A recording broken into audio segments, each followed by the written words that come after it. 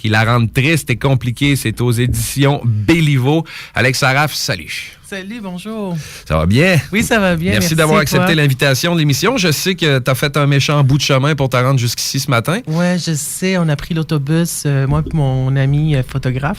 On a pris à 6 heures du matin. Ça fait un beau petit réveil, c'est le fun, avec le petit café. Oui, le voyage d'autobus, t'as le temps de te réveiller, jaser, te faire une tête sur l'entrevue qui s'en vient. En tout cas, merci d'être là. Ça me fait plaisir. Tu sais que là, t'es dans un contexte de simples vedettes. À l'émission, on reçoit des gens, puis on les appelle nos simples vedettes. C'est des gens qui avaient un objectif, qui ont toujours eu une passion, puis qui ont fini par développer leurs compétences pour en arriver à ça. Puis avant de parler de ton livre, parce que je sais que c'est ça l'objectif, puis c'est ça qu'on veut faire, j'aimerais savoir, apprendre à connaître un peu Alex Saraf, parce que moi, honnêtement, on s'est rencontrés, mais je connais rien de toi, je sais pas t'es qui. Ça a commencé comment, ta jeunesse, ta famille, ça a été quoi qui t'a lancé vers la psychopédagogie? Comment ça s'est passé tout ça? Oui, mais c'est ça, c'est que j'ai eu une belle enfance. Moi, j'étais un enfant très heureux. Enchanté. J'ai eu vraiment une belle enfance, une adolescence aussi. J'ai jamais vécu ma crise d'adolescence. On a un papa qui est dans quel domaine, une maman qui est dans quel domaine, des frères, des sœurs? Ouais, j'ai un frère, j'ai une sœur. T'es le plus vieux, t'es le plus jeune? Moi, je suis le bébé. T'es le bébé, OK. Je suis le bébé. Puis on a un papa qui fait quoi dans la vie? Là, il est retraité, ma mère aussi. De quel domaine? Il était dans le secteur public, là, dans l'aspect commercialisation. Là, la commercialisation? Oui, les magasins, là. C'est bon. Fait que c'est un businessman. Oui, c'est ça, exactement. Puis mes oncles aussi, là. Oui. Fait qu'issu d'une famille de business, pas eu de crise d'adolescence où on est encore dedans, puis c'est pour ça qu'on l'a pas vu passer. Moi, je ne l'ai pas vécu. Ma soeur l'a vécu, mon frère, non. Mon père, je sais pas, j'ai jamais posé la question. Probablement que tu n'étais pas là. Mais mon père avait vécu la crise de la quarantaine, par exemple. Et vraiment intensément. Il a changé sa vieille Il a changé sa vieille 44 pour deux petites 22. Non, il restait avec ma mère, mais là, ils sont séparés. Là. Okay. Mais sinon, il avait vécu sa crise de la quarantaine. Ça, je me rappelle, le démon du midi qu'on appelait. Fait que l'intérêt de la psychologie, ça te prend quand, ça? À quel moment? C'est ça, c'est que moi, quand j'ai pris le cours Introduction à la psychologie avec ma professeure préférée au Cégep de Saint-Laurent. J'étais une ancienne étudiante du Cégep de Saint-Laurent. J'enseigne là depuis 17 ans exactement. Puis j'ai pris le cours Introduction à la psychologie au Cégep de Saint-Laurent dans les années 90 avec ma prof préférée qui s'appelle France Rainville, qui enseigne maintenant au Cégep Montmorency. Puis j'ai adoré sa pédagogie, j'ai adoré la matière, comment elle l'enseignait aussi. Donc, c'est le domaine qui m'intéressait le plus, la psychologie. Parce que quand j'étais à l'école secondaire, je savais pas si je voulais devenir avocat ou enseignant, mais je pensais qu'enseignant, oui, je pourrais. Puis c'est ça, donc je me suis dirigée là-dedans, j'ai fait le bac. Puis là, j'ai fait la maîtrise en psychopédagogie, qui est une branche de la psychologie. Parce qu'il y a la neuropsychologie, la pathologie, la psychopathologie, la psychologie clinique, la psychologie sociale. Puis moi, je voulais y aller en psychopédagogie parce que ça parle de l'enseignement, les dynamiques de groupe, les méthodes d'apprentissage, puis ça, j'y crois. Là. Fait que là, tu vas bien t'entendre avec Pierre en tabarouette. Oui, parce que j'ai entendu les psychosociologues, c'est ça? Psychosociologues nous parlent toujours des méthodes d'apprentissage qu'il faut réussir à susciter chez les élèves qui sont visuels, kinesthésiques, auditifs, puis etc. Il y a des manières de parler aux gens puis de les approcher. Oui, puis j'ai 2 chapitres dans mon livre qui parlent de la pédagogie collégiale. Cool. Ouais. Ce livre-là, ça prend idée, ça prend racine comment? Oui. Ça commence par quoi, là? Oh my God, ça commence, comme j'avais dit déjà, ça commence en mars-avril 2007, où je voulais publier l'essai de ma maîtrise. Puis je me suis rendu compte que ça va être vraiment difficile de le publier parce que c'est un essai qui portait sur l'insertion professionnelle, le statut professionnel et les compétences pédagogiques des professeurs de cégep. Donc, c'était plus spécifiquement en psychopédagogie, mais c'est au fur et à mesure que les années avançaient, ça faisait 10 ans que je voulais mon livre. Je me suis dit, non, je vais écrire en fin de compte plusieurs chapitres, je vais enlever des chapitres, puis Puis, en fin de compte, il y a juste 1% de mon livre qui est pour c'est de ma maîtrise. Puis, j'ai pris beaucoup de formations à travers les années avec psychiatre, psychanalyste, sexologue, psychologue. Donc, je voulais partager mes connaissances. J'avais besoin de ce projet-là, je pense, aussi avec pour le grand public. Là, je voulais peut-être que ça m'amène quelque chose d'autre que de faire de l'enseignement à temps plein. Là, mais c'est ça ce que je voulais en fin de compte. Puis j'ai hésité avant. J'étais ambivalent de le publier. Puis là, je suis bien content que ça a donné ce que ça a donné. Moi, Alex, j'aime bien ça, arriver du champ gauche des fois. Je fais beaucoup de formations aux adultes. J'ai étudié en andragogie, entre autres. Oui, c'est Et je suis en mesure de comparer les méthodes que j'utilise, les méthodes que je peux voir en éducation des adultes, en comparaison avec ce qu'on utilise, par exemple, à l'école primaire et l'école secondaire. Avec tous les problèmes que ça peut causer dans nos écoles d'exiger d'enfants, comme tu as vu mon petit garçon là, qui est assis à côté, qui a 12 ans, là, qui on exige de rester assis attentif pendant des heures à écouter des matières complètement plates. J'aimerais savoir ton opinion sur ce que tu as observé de la pédagogie dans nos écoles primaires et secondaires actuellement. Es-tu en mesure d'avoir un regard là-dessus avec ton expérience? Je pourrais peut-être, je sais pas. Moi c'est plus l'enseignement collégial, c'est plus le domaine au cégep. Mais je me rappelle que j'ai été auxiliaire, en fin de compte, de recherche dans les écoles secondaires. Puis j'étais auxiliaire de recherche, j'y allais voir si la lecture se faisait. C'était un projet de recherche à l'Université de Montréal, là, avec c'était Roch Chouinard et compagnie. Roch Chouinard, il a écrit un livre aussi sur la gestion de classe.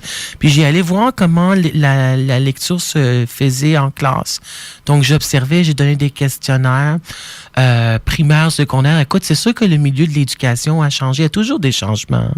Donc là, on parlait pas de sexualité, mais là, on peut en parler. Puis là, on disait, on va en parler, mais on va en parler par rapport à l'historique, aux statistiques, là, tout ça. Donc, je pense que ça a changé.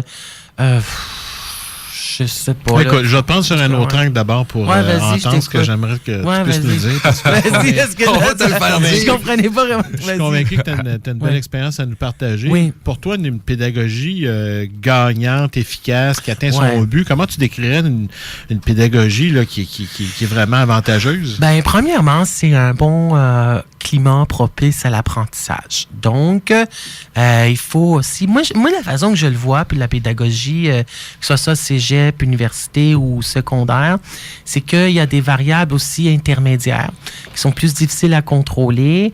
C'est sûr que moi, je vois le professeur ou la maîtresse d'école comme étant en fin de compte la capitaine là, qui mène le rameur meneur du groupe classe. Je vois les dynamiques de groupe aussi.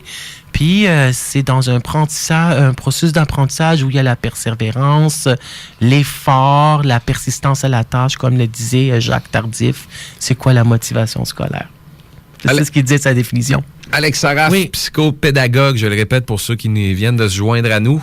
On jase de son livre « La psychologie pour apprécier l'humain ». Il y a un article qui est sorti la semaine passée dans le journal local ici à Québec qui parlait du faible taux de réussite à décrocher un diplôme au niveau des garçons au collégial ou au secondaire. Est-ce que tu es de ceux qui croient que le genre de pédagogie puis la manière qu'on va enseigner à ces garçons-là va avoir un impact direct sur leur motivation et leur capacité d'obtenir leur diplôme? Ben, je pense que les garçons, les étudiants de sexe masculin au cégep, il y a moins de persévérance. Donc, il y aurait moins de motivation scolaire d'après Jacques Tardif, d'après sa définition. Je pense aussi, c'est parce que l'adolescence aussi, c'est une période qui est difficile. C'est parce que c'est vrai, c'est aussi pour les filles, mais les garçons peuvent être plus préoccupés par les sports, par les activités récréatives. Par les filles. Par les filles, exact. Exactement. Donc, il y a toujours ça, les activités... j'entends. OK, c'est bon. Donc là, c'est ça. Donc, je pense que c'est ça, mais comment on peut motiver nos garçons? Mais moi, je pense qu'il faut faire ce qu'on peut appeler, Jacques Tardif aussi en a parlé, il a développé beaucoup le concept de transfert des apprentissages. Okay. Le transfert des apprentissages, ça veut dire, qu'est-ce que cela va me servir? Exact.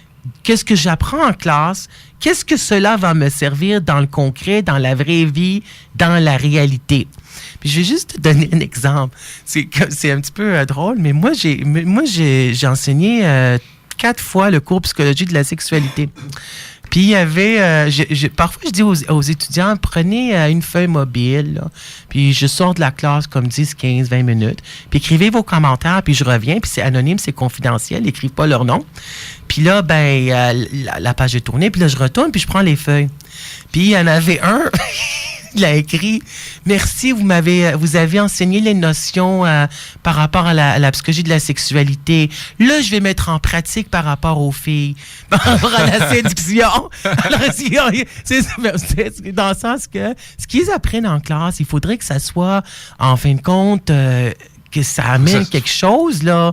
C'est ça ce que je pense. Pour que ça soit lié à ce qu'ils veulent faire, que ça les intéresse. Ce qui les intéresse aussi, si on apprend dans le cours de santé mentale, c'est quoi la bipolarité, c'est quoi l'empathie. Mettons, moi, j'enseigne l'empathie à mes étudiants, mais j'aimerais ça qu'ils l'appliquent et qu'ils s'en servent de l'empathie. Parfois, là, je peux te le dire, là, que je me suis dit, j'ai enseigné l'empathie à mes étudiants, puis je ne l'ai pas vu pendant la session, l'empathie, puis je l'ai vu dans une minorité d'étudiants. Ils l'apprennent techniquement sur papier.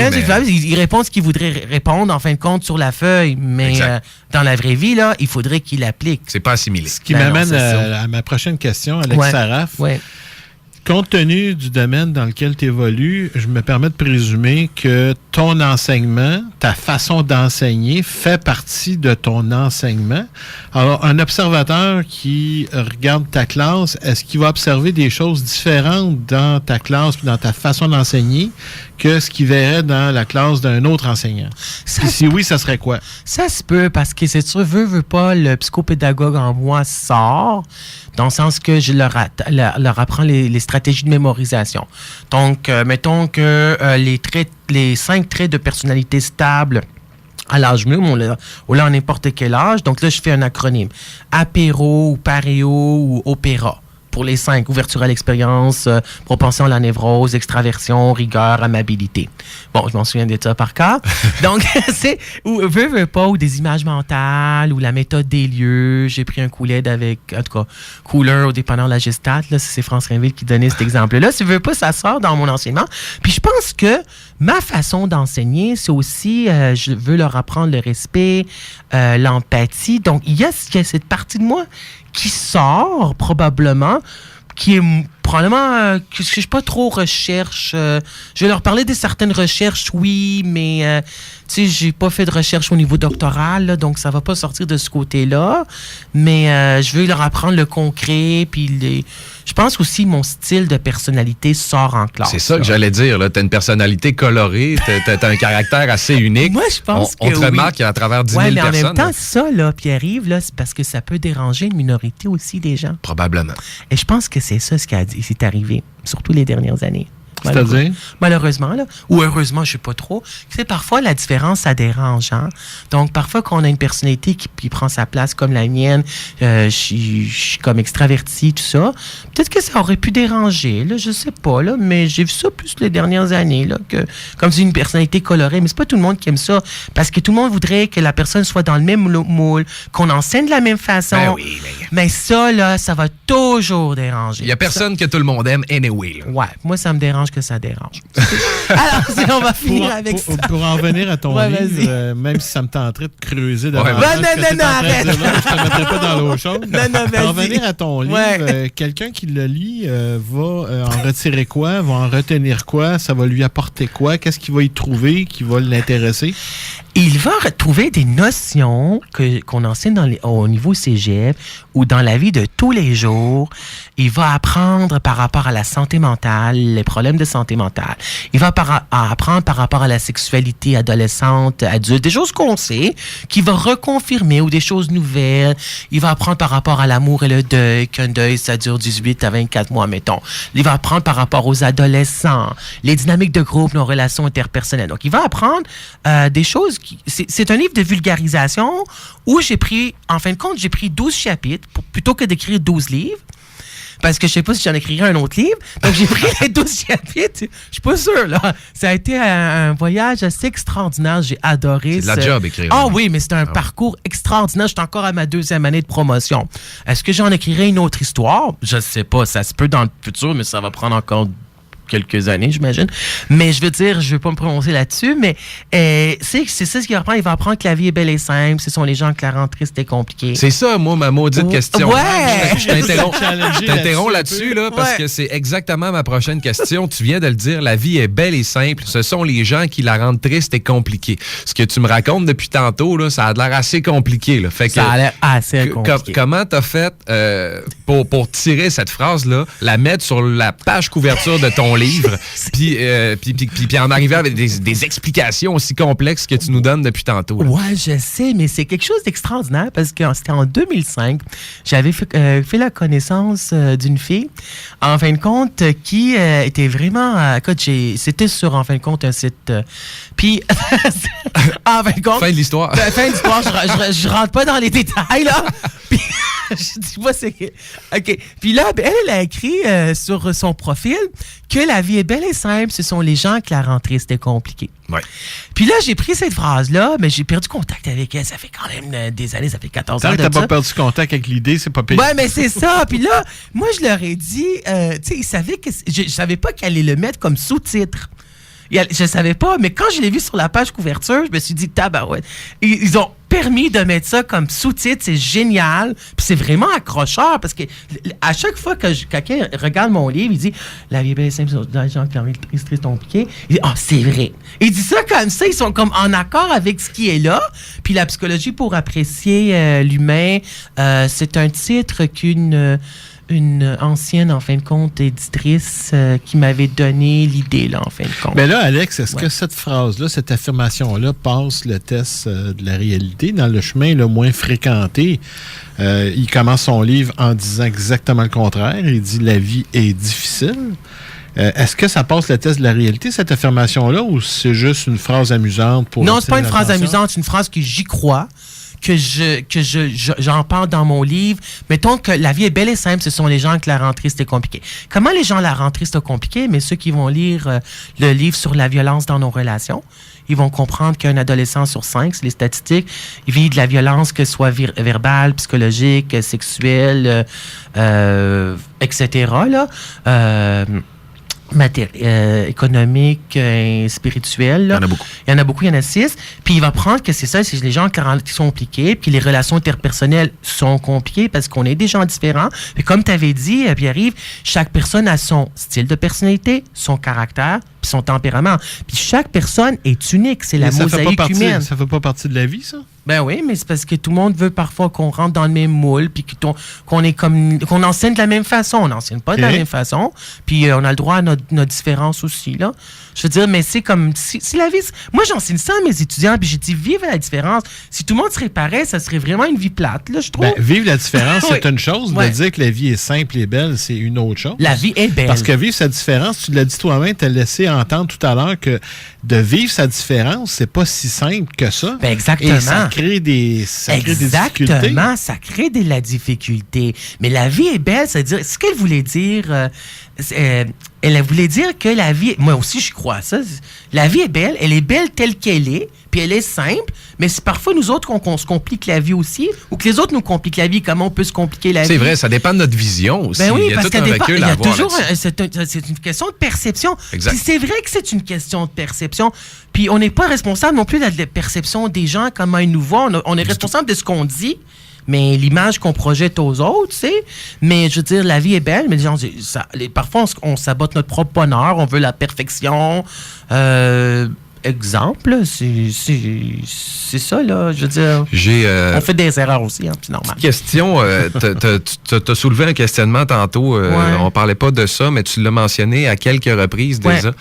Tu as dit, j'enseigne l'empathie à mes étudiants. Oui. Là, moi, j'essaie de m'imaginer un prof dans une classe, de manière empirique, qui connaît très bien la pédagogie, mais qui essaie d'enseigner l'empathie. Là. Comment on enseigne l'empathie? Je l'enseigne à mes étudiants.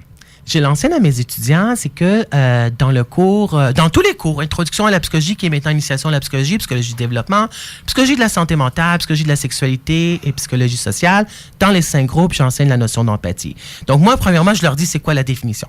C'est un mode de traitement cognitif, ça veut dire intellectuel, qui se passe dans la tête avec les processus mentaux, où je suis capable de me mettre à la place de l'autre et j'essaie de comprendre ce que l'autre vit, ce que l'autre ressent.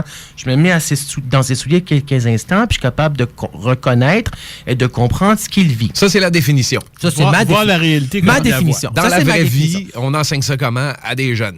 Dans la vraie vie, je leur donne une mise en situation dans le cours de psychologie de la sexualité, ou, mettons, la personne qui a attrapé une MTS, ou quelqu'un qui a été, violé. Puis là, les étudiants doivent dire des mots d'empathie parce que je leur dis, c'est quoi les mots d'empathie que vous allez écrire? Puis là, ils vont écrire dans l'examen, là. Ils vont écrire, je suis désolé d'entendre ça. Je te souhaite bon rétablissement, que tout va bien aller. Je peux me mettre à ta place. Il y en a une étudiante qui a écrit, je suis touchée par ta douleur. En fin de compte, je partage ta douleur. Mais sauf que si, mettons, j'avais un étudiant, si un étudiant est malade, puis s'est cassé un poignet ou je sais pas trop, là, ou un bras, ben tous mes étudiants signent la carte de mon rétablissement. Parce que je fais le transfert des apprentissages par rapport à mes étudiants. Je veux qu'ils apprennent ça, qu'ils ont appris ces mots d'empathie, mais qu'ils l'appliquent aussi. Mais je peux pas contrôler ce qu'ils font à l'extérieur de ma salle de cours, par exemple. Évidemment. Donc, évidemment. Donc, c'est ça ce que je dis. J'enseigne l'empathie parce que j'y crois, là. Puis, ouais. C'est ça. Puis ça vient aussi du fait que moi, je me suis donné cette mission professionnelle il y a plusieurs années parce que j'avais vécu une incapacité physique étant donné que je me suis cassé le poignet il y a plusieurs années. Et là, moi, j'ai vu le manque d'empathie chez les gens et ça m'avait dérangé, ça. Puis là, je me suis dit, il faut que j'en commence à enseigner l'empathie, puis je leur apprenne ça, puis ça vient d'où, puis comment les psychologues savent qu'il y a 15% de la population qui est empathique seulement, parce qu'ils donnaient des mises en situation. Ils disaient, la personne s'est séparée après 15 ans. Qu'est-ce que vous allez le dire? Bien, les gens disaient, « c'est plate. Un de perdu, 10 de retrouvé. Il y a plein de poissons dans l'océan. C'est pas si grave. T'en trouveras quelqu'un d'autre. C'est pas des mots d'empathie, c'est pas si grave. C'est plate. Donc, c'est ça que j'en dis. Puis les gens, regarde, c'est comme... Ils disent même pas je suis désolé d'entendre ça. Ils vont nier, ils vont rien dire. Tu vois dans le plâtre là, que tu es en train de souffrir. Puis d'un autre côté, on n'a même pas besoin d'aller si loin que ça. Je veux dire, tu as juste à regarder en milieu de travail ou en milieu scolaire. On va rester en milieu scolaire. Ouais. Quelqu'un là qui fait... ça doit être plus rare que ça arrive, mais ça doit arriver, tu sais, burn-out, dépression. À un moment donné, là, il est où, Régent? Ça fait 2 semaines qu'on l'a pas vu. Il est en dépression, il est chez eux. Cette fille de tapette, il est donc ben pas solide, tu sais, puis il n'y en a plus d'empathie dans ce genre de situation-là. Il y a un manque d'empathie, ça. L'égocentrisme prend plus de place que l'empathie. Exactement. Il y a un manque d'empathie flagrant, par exemple, là, où on va dire, j'ai pas d'empathie pour toi, mais j'ai l'empathie envers les gens qui sont morts en Haïti, là, tu sais, quand il y avait le exact. Où ils vont te dire, tu t'es cassé le poignet parce que Dieu t'a puni. Il y a vraiment des gens qui disent des affaires méchantes. Ou j'aurais de l'empathie avec ceux qui en ont pour moi. Moi, ça m'énerve, les gens qui veulent être gentils juste avec ceux qui sont gentils. C'est quoi ton mérite, là? Traite pas les gens en fonction de leur méchanceté, traite-les en fonction de ta gentillesse à toi.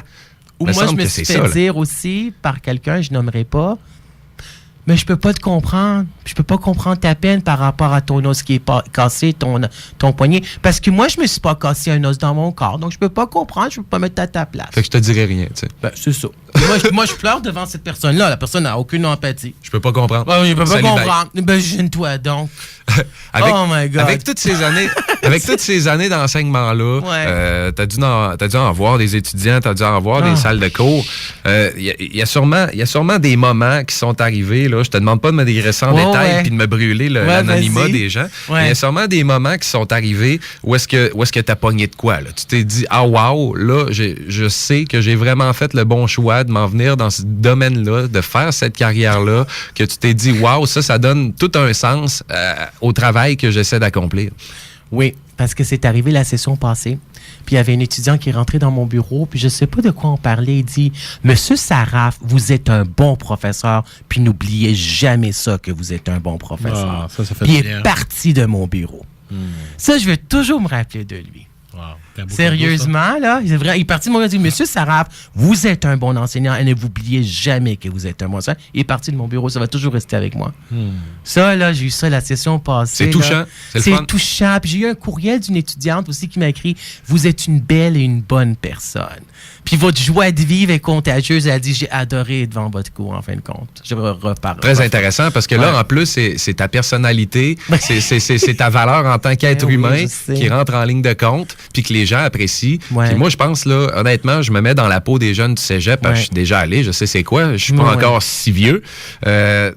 Puis quand j'avais un professeur qui était un personnage coloré dans ton genre, souriant, unique, je veux dire, moi, il captait mon attention en partant parce qu'il sortait du maudit moule, justement, puis c'est ça qui me le rendait intéressant. C'est le fun.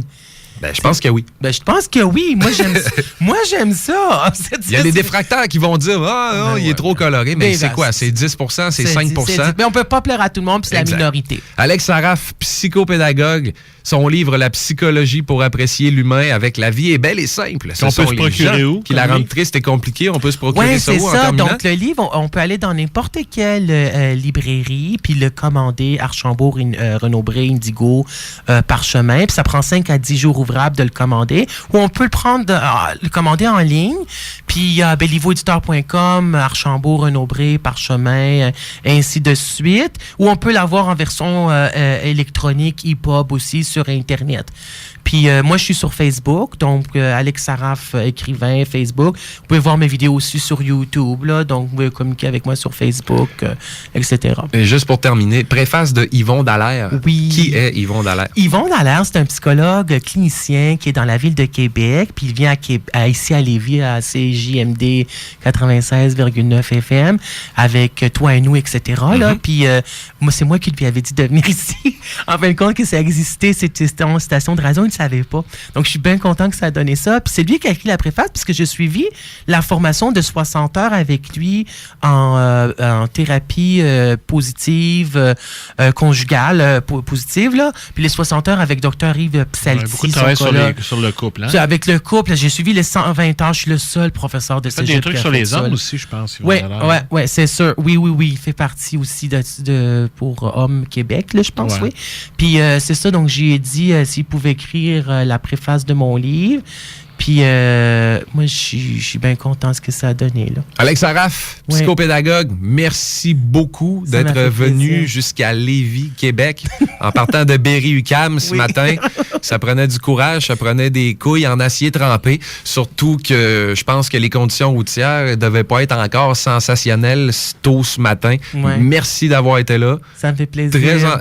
Très encourageant de voir qu'il y a des gens qui sont conscients de cette pédagogie-là, de cette approche-là pour nos jeunes. Merci pour ta couleur, merci pour ta personnalité. Merci. Change pas d'un brin, sauf si c'est pour le mieux. Oui, c'est ça, exactement. Merci de m'avoir accueilli.